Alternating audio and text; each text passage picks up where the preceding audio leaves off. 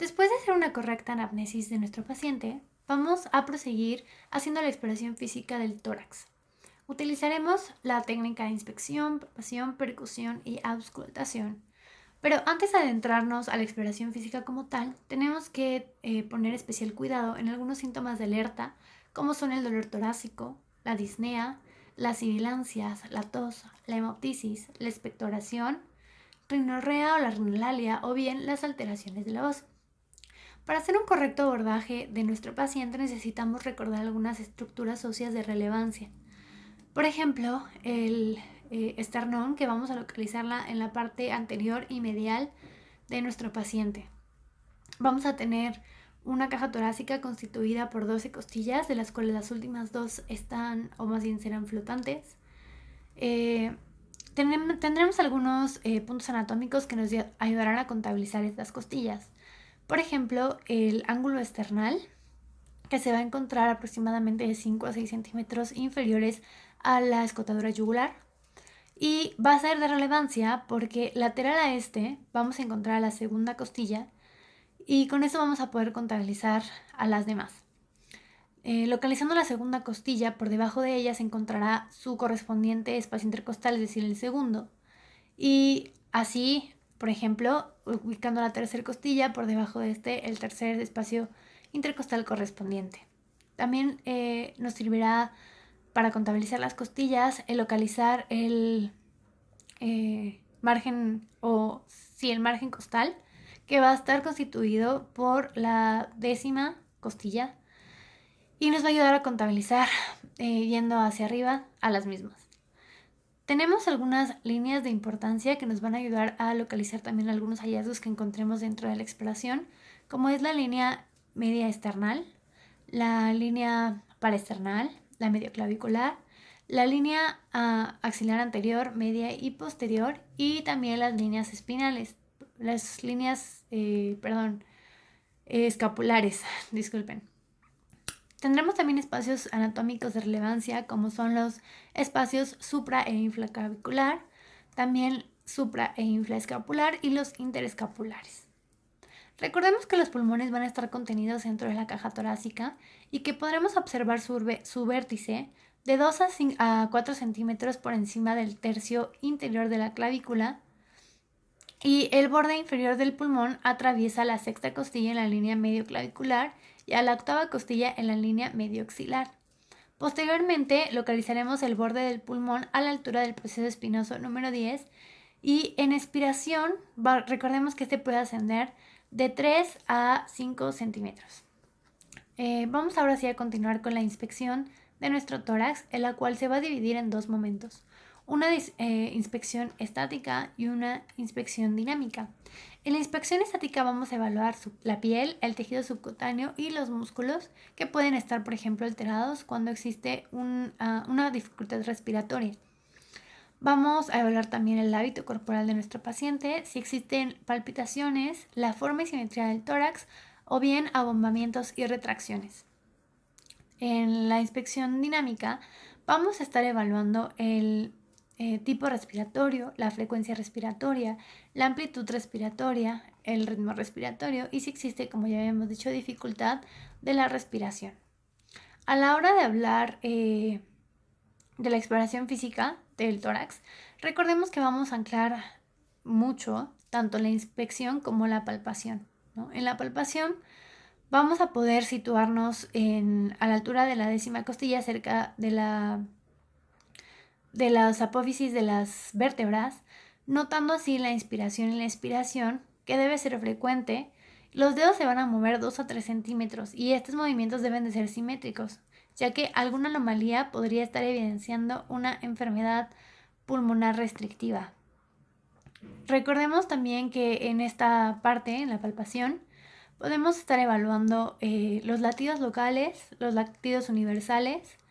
Los latidos locales, por ejemplo, vamos a estar evaluando el choque de la punta, que va a estar localizado en el quinto espacio intercostal, en la línea medio clavicular izquierda, y que lo vamos a poder evaluar posicionando nuestra mano de forma plana sobre el tórax a esta altura. Y vamos a pedir al paciente que se gire un poco en decúbito lateral izquierdo, llamado también posición de pachón, Y este choque de la punta va a ser normal en personas menores de 25 años. Se puede localizar en personas más o menos de 25 a 40 años, pero es anormal a partir de los 40 años en adelante. También vamos a poder estar evaluando las vibraciones valvulares, vibraciones vocales o frémitos, pasando nuestras manos de manera por todo, mejor dicho, vamos a pasar nuestras manos por todo el tórax, evaluando si existe aumento de esas vibraciones o algún frémito que se va a localizar como si estuviera ronroneando un gato, por ejemplo, así lo describe la bibliografía. Y vamos a hacer esta evaluación de manera simétrica y comparativa. También vamos a estar evaluando si existen alteraciones de la sensibilidad, de la elasticidad torácica o de la expansión torácica y si existe alguna adenopatía. Posteriormente vamos a pasar a la percusión, que vamos a hacer una percusión con la técnica de Gerhard, dígito digital. Y estos golpes van a ser suaves y breves y deben realizarse 2 o 3 veces en los espacios. También deben de ser comparativos. También para evaluar a nuestro pulmón vamos a situarnos en la parte posterior y vamos a realizar las mismas percusiones de manera de superior a de cefalocaudal, se podría decir. Y estas percusiones van a ser simétricas y también comparativas. Vamos a ver que el pulmón en general, cuando lo percutes, va a tener una sonoridad o va a tener un ruido sonoro que va a evidenciar que el pulmón está airado y su sonido va a ser fuerte, de tono bajo y prolongado. Cuando nosotros escuchamos matidez, esto es totalmente irregular, no se escucha de manera normal y esto va a evidenciar un pulmón que está privado de aire. Su tono va a ser intenso y alto y su duración va a ser breve. La submatidez la vamos a encontrar en un pulmón con menor aeración de la necesaria para producir la sonoridad normal y por último la hipersonoridad que va a evidenciar un pulmón hiperaireado y su sonido va a ser fuerte, grave y de tono bajo. La secuencia de percusión, como ya dijimos, va a ser de superior hasta inferior, de vértices pulmonares hasta las bases y vamos a seguir las líneas paravertebrales, medioescapular y axilar posterior y también vamos a percutir las regiones laterales. Posteriormente vamos a pasar a la auscultación, primero pulmonar, después cardíaca o primero cardíaca y luego pulmonar, pero teniendo en cuenta que no se debe omitir ninguna de las dos. En la auscultación pulmonar vamos a tener ruidos normales, que son la respiración bronquísica o soplo laringotraqueal, que va a ser un sonido áspero y lo vamos a poder encontrar de mayor intensidad en la expiración. También vamos a encontrar el murmullo vesicular, que es un sonido suave y se va a provocar por la distensión brusca de los alvéolos. Se va a encontrar sobre todo en la inspiración y tiene mayor fuerza en los primeros 2 espacios intercostales. Y también vamos a poder localizar de manera normal a la respiración broncovesicular o morbillo vesicular, que es un poco más rudo y en su componente expiratorio es más largo. Si bien también existen ruidos anormales que tenemos que poner especial cuidado porque nos pueden estar como evidenciando cierta patología.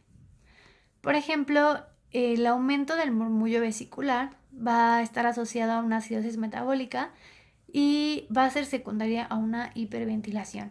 Y su disminución de este mismo ruido, del murmullo vesicular, va a evidenciar la destrucción del parénquima alveolar como en un enfisema o bien una obstrucción de la luz bronquial como en una atelectasia.